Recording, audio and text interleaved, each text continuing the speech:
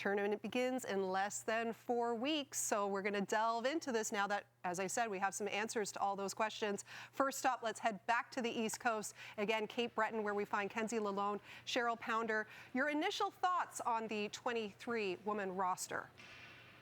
Well, to look at it, I mean, I was surprised to see Chloe Primerano left off. I think if you look at their roster from the 2025 World Championship, you'll say to yourself, okay, there's a few players missing, but right now Chloe Primerano, the youngster, would be one that I'd be looking at. And Katie Tabin coming into this fold, and she only played 2 games of the rivalry series. So, you know, I was questioning whether or not she would have a real shot at this, but she does play for the Victoire. She has Corey Chevry and Carolyn Ouellette on her bench. They get to watch her day in, day out. She's a real good skater. She's physical, and my guess is this is to balance the defense out, right? You know you've got the offensive players in Thompson. You know Renata Fast is going to be up ice as well. And now all of a sudden you've got a stabilizer back there. She doesn't have any experience, but she has been playing in the PWHL, so there's a PWHL effect to this as well. Look, this is unprecedented. It's amazing. Katie Tabin is going to break the internet here today.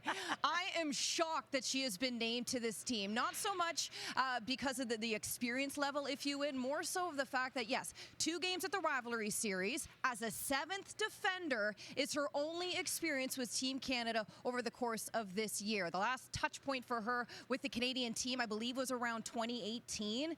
So and I say those details because it breaks the mold of the traditional pathway we have seen Hockey Canada operate for quite some time. And a big piece of that is the PWHL. Gina Kingsbury on a daily basis has an ongoing evaluation tool at her disposal, and she feels, along with her staff, that Katie Tabin is ready for this. And I think as well, when you have the voices in the room that know her work ethic, what she brings to the table off the ice, like Marie-Philippe Poulin, like a Corey Chevry on the staff as well, and when you can get a better understanding of who this person is, that helps as well. So to me, this is unprecedented in a good way that Katie Tabin has made this team. I am so happy for her, and I think it's only going to be a snowball effect down the line here for what's to come of another athlete's opportunity in the future. All right, well, let's show you the roster once again, and it does have 20 players that were part of last year's World Championship roster that lost to the U.S. in overtime in the gold medal game.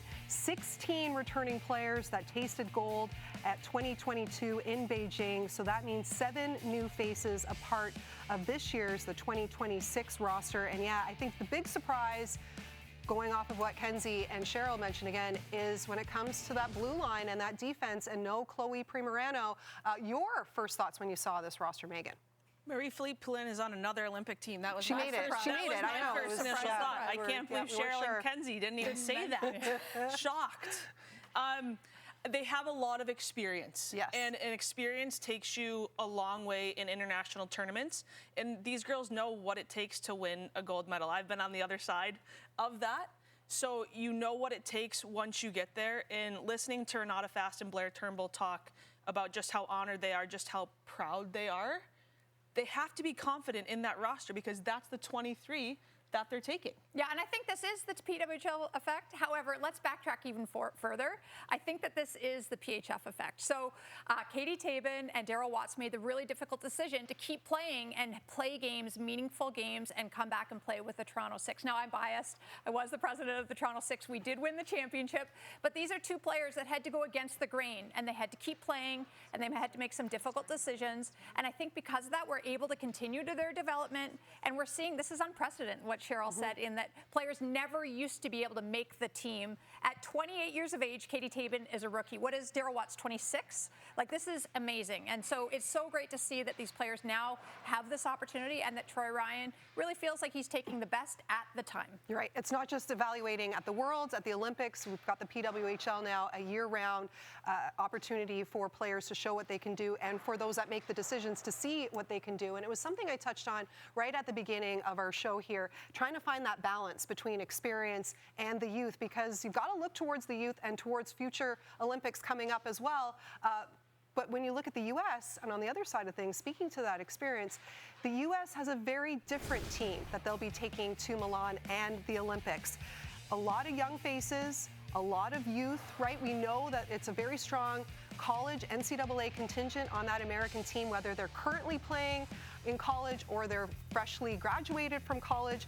6 of the 7 Olympic gold medal games have featured Canada versus the U.S. Canada has won 5 Olympic gold medals, but they have lost 6 games in a row to the U.S., dating back to those 2025 Worlds, both in preliminary round and in the gold medal games. So now it's comparison time, and this is something that we've been seeing. The youth of the U.S., the experience, the veterans of Canada. How do you think this Canadian roster kind of stocks up, compares to the U.S.? Well, we look back 3 years ago when John Wroblewski talked about giving the youth experience. And for everyone, including Canadian fans, they said, okay, well, we're going to take the veterans that have just won a gold medal. We were saying about Layla Edwards, like, what are you doing? What are you? And there she was, like MVP. And now we look 3 years later to the U.S. developing their youth. And I just said with Canada bringing experience to the Olympics, but then how do you develop those younger players? You give them experience at the international stage on non-Olympic years.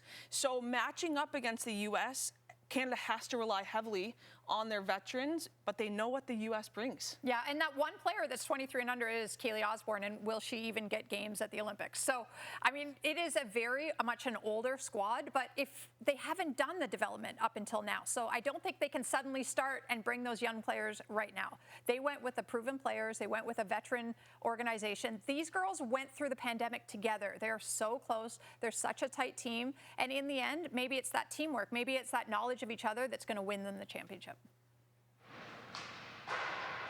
Well, when I think about it, you know, you do. I mean, you look at the U.S. and you look at how deep they are in the skill. I mean, I can't believe Taylor Heisey's playing in her first Olympic Winter Games, right? We were talking about that, Kenzie. We're like, we feel like we've been watching her for decades. Meanwhile, she's going to be in her first Olympic Winter Games. But then Carolyn Harvey on the other side of it, she's playing in her second Olympic Winter Games, and she's still at the University of Wisconsin. But they're very, very different. And so Canada certainly feels right now that their leadership, their core players are stronger than what is in the well. That's what this is telling me, right? Whether they're in the NCAA, you haven't seen those players come in. They've had a different approach. You've got to beat one of these players out in a rivalry series to play. We may not necessarily agree with it, but that has been how they've handled it until recently, when you've had the likes of, you know, Kramer and Chloe Primerano come in and get multiple games in a rivalry series. So very, very different approaches to this, but it's also sort of the depth in the program. So if you say to yourself, how many NCAA athletes are the next wave for Canada? Well, we're at the U18 World Championship. They're still going to school. So where is that interim group? And I think, I mean, based on what we're seeing, is that Hockey Canada right now doesn't feel that there's a group in that same age category, rightly or wrongly, to all the people in opinion out there, that it's actually out there right now,